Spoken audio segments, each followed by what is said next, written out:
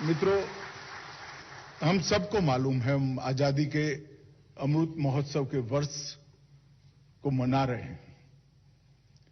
अमृत महोत्सव को मनाने के लिए इस देश के प्रधानमंत्री जी ने सिर्फ इसको एक उत्सव के रूप में नहीं, आजादी का अमृत महोत्सव का एक कार्यक्रम आने वाले भारत के उज्जवल भविष्य को सुनिश्चित करने के लिए भी कैसे उपयोगी हो, ऐसे कई बिंदु अमृत महोत्सव के कार्यक्रमों के साथ जुड़े हैं। मैं अमृत महोत्सव के कार्यक्रम के उद्देश्यों और इसके बारे में जानना नहीं चाहता, परंतु एक बिंदु पर जरूर बात करना चाहता हूं। प्रधानमंत्री महोदय ने इस अमृत महोत्सव से लेकर जब भारत की आजादी की शताब्दी मनाई जाएगी, ये 25 साल के कालखंड को अमृत काल के रूप में व्याख्यायित किया है। और ये अमृत काल हर क्षेत्र के अंदर देश को दुनिया में सर्वोच्च स्थान पर पहुंचाने के लिए किस प्रकार से उपयोगी हो, इसकी दृष्टि से अनेक विध कार्यक्रम अनेक मंत्रालयों को समाहित करते हुए बनाए गए हैं। कहीं पर वित्त मंत्रालय,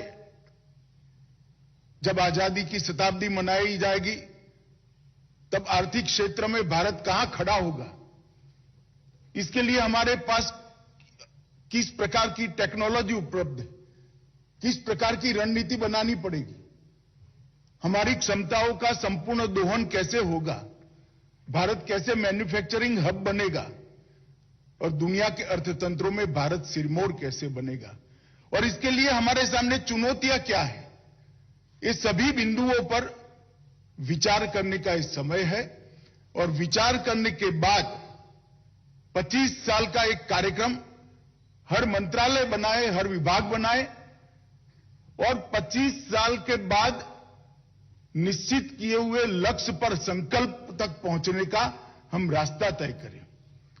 मैं मानता हूं कि हर क्षेत्र के अंदर हम सब मिलकर एक कार्यक्रम को गंभीरता से लेंगे तो निश्चित रूप से ही जब भारत आजादी की शताब्दी मना रहा होगा, जो भी लोग देख रहे होंगे, भारत विश्व में सर्वोच्च स्थान पर होगा, इसमें किसी के भी मन में कोई शंका नहीं होनी चाहिए।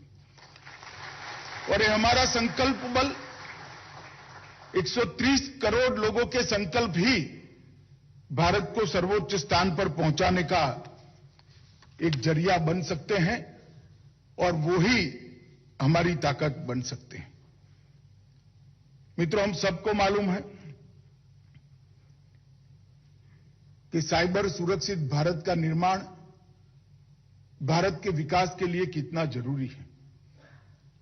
आज के युग में भारत का विकास साइबर सुरक्षा के बगैर हम कर ही नहीं सकते, क्योंकि प्रधानमंत्री जी के इनिशिएटिव से ही आज भारत हर क्षेत्र में इतना आगे बढ़ रहा है, टेक्नोलॉजी का उपयोग इतना नीचे तक हम ले गए। मैं बाद में इस पर डिटेल में बात करूंगा, परंतु साइबर सुरक्षा को सुनिश्चित नहीं करते हैं तो हमारी यही ताकत हमारे लिए बहुत बड़ी चुनौती बन सकती है। और इसीलिए डिजिटल रिवॉल्यूशन के इस जमाने में साइबर सुरक्षा पर थ्रस्ट देने के लिए, साइबर सुरक्षा पर एक मंथन करने के लिए, चुनौतियां और चुनौतियों के समाधान को ढूंढने के लिए, और सबसे ज्यादा महत्वपूर्ण है कि जन जन तक साइबर सुरक्षा के बारे में जागरूकता पहुंचाने के लिए एक कार्यक्रम भारत सरकार के गृह मंत्रालय और संस्कृति मंत्रालय ने आहूत किया है। मित्रों, हम सब जानते हैं, हम डिजिटल रेवोल्यूशन के जमाने में जैसे एक तरीके से विगत 200 साल का हम दुनिया के रेवोल्यूशन का प्रवाह एनालिसिस करें तो स्टीम इंजन से इसकी शुरुआत हुई, इलेक्ट्रिकल एनर्जी तक पहुंचे, इंफॉर्मेशन टेक्नोलॉजी की ओर बढ़े और अब डिजिटल क्रांति की ओर बढ़ रहे हैं। और अगर भारत ने इस क्षेत्र के अंदर आगे बढ़ना है तो एक सुरक्षित, साइबर सुरक्षित भारत का निर्माण हमने करना पड़ेगा। और इसीलिए हमने कार्यक्रम का आयोजन किया है। आज प्रधानमंत्री जी का विजन है कि प्रत्येक भारतीय को टेक्नोलॉजी से और इंटरनेट के माध्यम से अपने आप को सशक्त करना चाहिए। और डिजिटल इंडिया कार्यक्रम के वजह से एम्पावरमेंट भी हुआ है, सशक्तिकरण होने के साथ साथ सकारात्मक परिवर्तन भी हमारे जीवन के अंदर आया है। और आज अगर साइबर सुरक्षित भारत की कल्पना करें तो उसमें सबसे महत्वपूर्ण स्तंभ है जन जागरूकता। हमारे टेक्नोक्रेट कितनी भी सुरक्षा की सुविधाओं का अनुसंधान कर ले, कितने भी रास्ते ढूंढ ले, मगर लोगों में जागरूकता नहीं है तो जागरूकता के बगैर इसका उपयोग नहीं हो पाएगा। और इसीलिए जन जागरूकता, जनहितकारी, टेक्नोलॉजी के चुनौतियों को जनहित में उसका समाधान ढूंढने का हमारे साइबर एक्सपर्ट्स का प्रयास और अंततोगत्वा जन कल्याण। आज 130 करोड़ भारतीयों को उनका सरकार से मिलने वाला बेनिफिट डीबीटी के माध्यम से सीधा उनके बैंक अकाउंट में पहुंच रहा है। मैं मानता हूं ये बहुत बड़ी, भारत जैसे देश में ये बहुत बड़ी क्रांति है। 2014 के पहले हम इसकी कल्पना ही नहीं कर सकते थे, क्योंकि 60 करोड़ परिवार ऐसे थे, 60 करोड़ लोग ऐसे थे जिनके परिवार में बैंक अकाउंट ही नहीं था। डिजिटली ट्रांसफर करने की तो बात छोड़िए, वो बैंक अकाउंट ही नहीं रखते थे। अपनी सुविधाओं को लेने के लिए, अपनी योजनाओं का फायदा लेने के लिए दर दर भटकना पड़ता था, कहीं करप्शन का भी शिकार होना पड़ता था। मगर आज 8 ही साल के अंतराल में देश में एक भी परिवार ऐसा नहीं है जिसके पास अपना बैंक अकाउंट नहीं है और ऑनलाइन उनको अपनी सुविधाएं, अपना बेनिफिट पहुंचता नहीं है। 13 करोड़ किसानों को चुटकी बजाते ही दिल्ली में प्रधानमंत्री जी के एक क्लिक करते ही इनके अकाउंट में 6,000 रुपया ट्रांसफर हो जाता है। मित्रों, ये बहुत बड़ी उपलब्धि है। उपलब्धि तो है, मगर इसके साथ साथ चुनौती भी है। साइबर फ्रॉड और कई प्रकार के साइबर अटैक से हमारे देश को सुरक्षित करना, ये हमारे सामने बहुत बड़ी चुनौती है। इसीलिए ये कार्यक्रम का आयोजन किया गया है। जैसा अग्निहोत्री जी ने बताया, लखनऊ, गुवाहाटी, अहमदाबाद, हैदराबाद, चंडीगढ़, विशाखापट्टनम और देवघर में भी एक कार्यक्रम को किया गया है। आप सबको मालूम होगा झारखंड के कुछ बच्चों ने किस प्रकार से दुनिया के सामने साइबर फ्रॉड का एक नया तरीका रखा था। आज देवघर में भी ये कार्यक्रम किया है। हमारे लिए बहुत अच्छी बात है कि साइबर सुरक्षा को देश के पिछड़े से पिछड़े इलाके से लेकर हर गांव तक पहुंचाने का हमने प्रयास करना चाहिए। इस कार्यक्रम के माध्यम से न केवल परिचर्चाएं आयोजित की हैं, विभिन्न प्रिंट और इलेक्ट्रॉनिक माध्यमों से साइबर सुरक्षा की नई नई प्रणालियां, साइबर स्वच्छता, साइबर अपराधों की रोकथाम के लिए सारे उपाय, साइबर अपराध रिपोर्टिंग पोर्टल को लोकप्रिय बनाना, साइबर वित्तीय रिपोर्टिंग के नंबर को भी, राष्ट्रीय हेल्पलाइन नंबर है हमारी 1930, उसको पॉपुलर बनाना और अनेक प्रकार के संवाद के माध्यम से इसको जागरूकता लाने का प्रयास किया गया है। कई जगह पे नुक्कड़ नाटक और संगीत नाटक एकेडमी द्वारा भी नए प्रकार के कुछ प्रयास भी किए गए हैं। मित्रों, साइबर स्पेस का दुरुपयोग कोई नई बात नहीं है, आप लोग जानते हैं। मालवेयर अटैक हो, फिशिंग हो, क्रिटिकल इंफ्रास्ट्रक्चर पर हमले हो, डेटा की चोरी हो, ऑनलाइन वित्तीय धोखाधड़ी हो, चाइल्ड पोर्नोग्राफी हो, ढेर प्रकार के दूषण आज यहां पर भारत में हम देख सकते हैं और आने वाले दिनों में वो बढ़ने भी वाले हैं।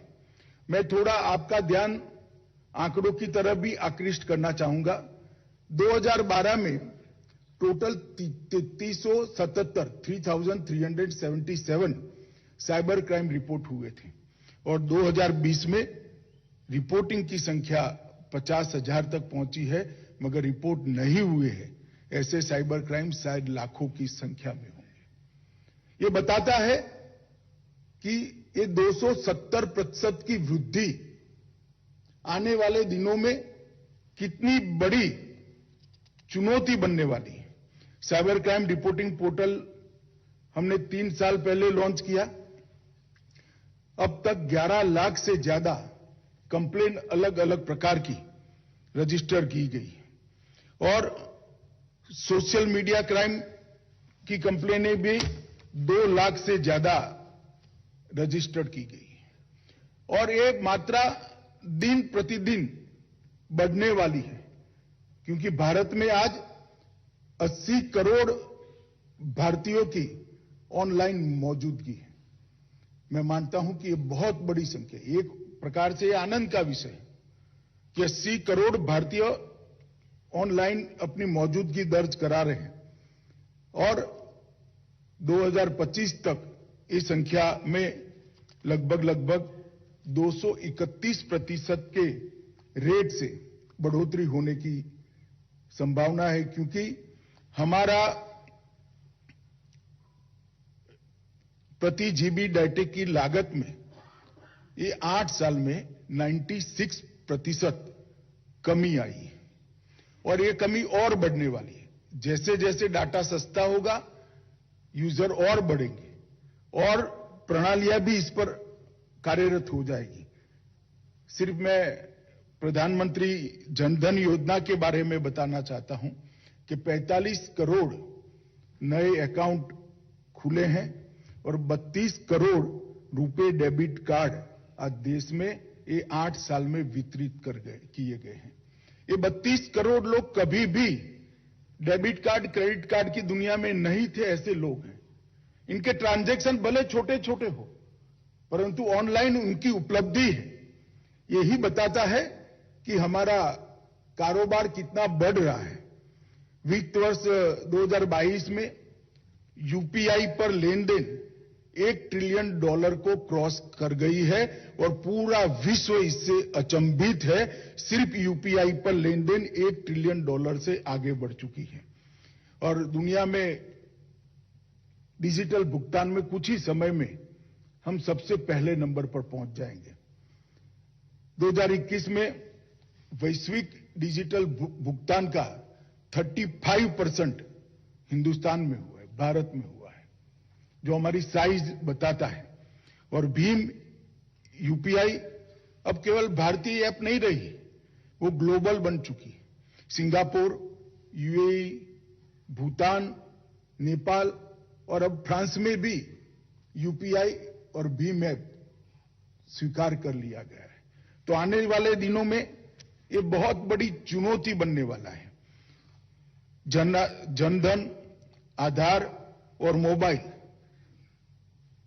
ये तीनों के माध्यम से डीबीटी को हमने सुनिश्चित किया है। लगभग 52 मंत्रालयों की 300 से ज्यादा अधिक योजनाएं डीबीटी को कवर करती है और अब तक 7 साल में 23 लाख करोड़ की राशि छोटे हफ्ते भी सीधे बैंक अकाउंट में ट्रांसफर करने का काम नरेंद्र मोदी सरकार ने किया है। लगभग इससे 2 लाख करोड़ की बचत भी हुई है। भारत नेट भी बहुत जल्दी से विस्तृत हो रही है। 5.75 लाख किलोमीटर फाइबर केबल बिछाई गई है और 1,80,000 गांवों को इससे जोड़ने का काम कर दिया गया है, जो संख्या 10,000 से कम थी 8 साल पहले। 8 साल के अंदर 1,80,000 गांवों को फाइबर केबल से ग्राम पंचायतों को जोड़ने का काम कर दिया है। मैं इसलिए बता रहा हूं कि हम सबके सामने चुनौती कितनी बड़ी होने वाली है, इसका संज्ञान होना चाहिए। परंतु भारत सरकार का गृह मंत्रालय भी साइमल्टेनियसली बहुत चौकन्ने तरीके से इसकी रोकथाम के, साइबर फ्रॉड की रोकथाम के लिए भी इतना ही जागरूक है और इतना ही तेजी से आगे बढ़ रहा है।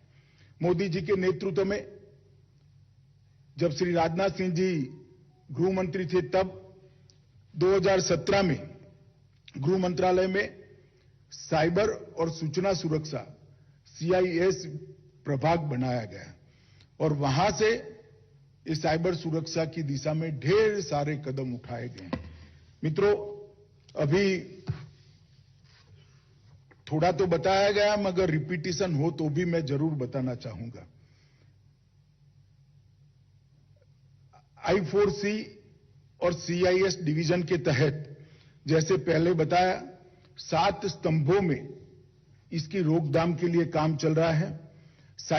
राष्ट्रीय साइबर अपराध थ्रेट एनालिटिक्स यूनिट, राष्ट्रीय साइबर अपराध रिपोर्टिंग पोर्टल, राष्ट्रीय साइबर अपराध प्रशिक्षण केंद्र, राष्ट्रीय साइबर अपराध अनुसंधान और नवाचार केंद्र, जॉइंट साइबर क्राइम कोऑर्डिनेशन, राष्ट्रीय साइबर अपराध इकोसिस्टम प्रबंधन यूनिट और राष्ट्रीय साइबर अपराध फोरेंसिक प्रयोगशाला।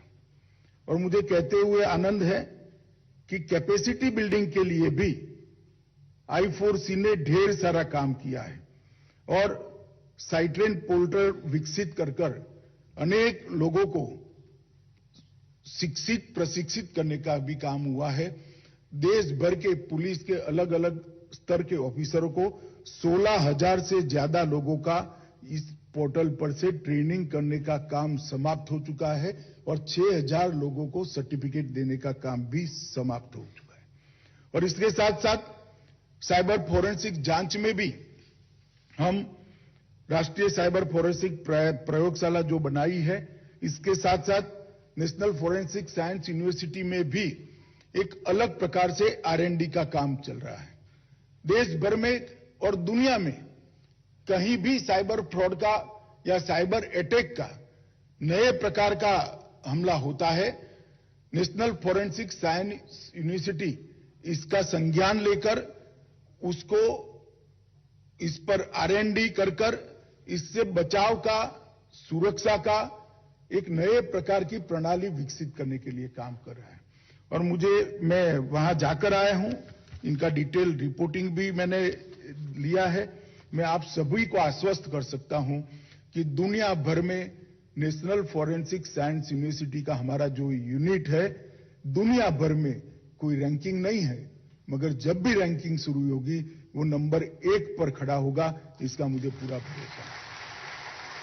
बहुत अलग तरीके से दुनिया भर के साइबर फ्रॉड का एनालिसिस करना और वो साइबर फ्रॉड के नए तरीकों से देश को सुरक्षित करने के लिए, देश की जनता को सुरक्षित करने के लिए और अंततः पूरे विश्व को सुरक्षित करने के लिए हमारे बच्चे जो R&D कर रहे हैं, उनकी स्पीड भी बहुत तेज है और वो जिस कंक्लूजन पर जिस स्पीड से पहुंच रहे हैं, मुझे भरोसा है कि दुनिया भर के आने वाले दिनों में दुनिया भर के फ्रॉड को रोकथाम के लिए ये नेशनल फोरेंसिक साइंस यूनिवर्सिटी का यूनिट बहुत काम में आएगा। मित्रों, साइबर सुरक्षा एक प्रकार से राष्ट्रीय सुरक्षा के साथ भी जुड़ी है। हम सब जानते हैं कि कई प्रकार के साइबर अटैक जो हमारी देश को सुरक्षित देखना नहीं चाहते हैं, वो अनेक हमले करते हैं, अनेक प्रकार के हमलों का प्रयोजन भी करते हैं। कुछ देशों ने तो इसके लिए साइबर आर्मी भी बनाई हुई है, मगर हम भी इसकी सुरक्षा के लिए मैं आपको सुनिश्चित करना चाहता हूं कि भारत सरकार का गृह मंत्रालय भी इसकी सुरक्षा के लिए बहुत चौकन्ना है और हर कदम पर हम इसकी रोकथाम करने के लिए अपने आप को अपग्रेड भी कर रहे हैं और अपने आप को इसके लिए सुनिश्चित सुरक्षा हो इसके लिए तैयार भी कर रहे हैं। मित्रों, साइबर फ्रॉड के कई नए आयाम आने वाले दिनों में देखने में अभी भी आ रहे हैं, आने वाले दिनों में भी आएंगे। साइबर स्पेस सुरक्षा के संदर्भ में भी हमने बहुत सारे इंतजाम करने पड़ेंगे। नागरिकों की प्राइवेसी के प्रश्न आज ही उपस्थित हो चुके हैं। क्रिटिकल इंफॉर्मेशन सिक्योरिटी के संदर्भ में और सतर्कता हमें बरतनी पड़ेगी। डाटा और इंफॉर्मेशन ये दोनों आने वाले दिनों में बहुत बड़ी आर्थिक ताकत बनने वाला है। डेटा की सुरक्षा और इंफॉर्मेशन की सुरक्षा के लिए भी अपने आप को हमने तैयार करना पड़ेगा और ओवरऑल राष्ट्रीय सुरक्षा के बारे में भी हमें अपने आप को तैयार करने पड़े। कई प्रकार की चुनौतियां हमारे सामने हैं।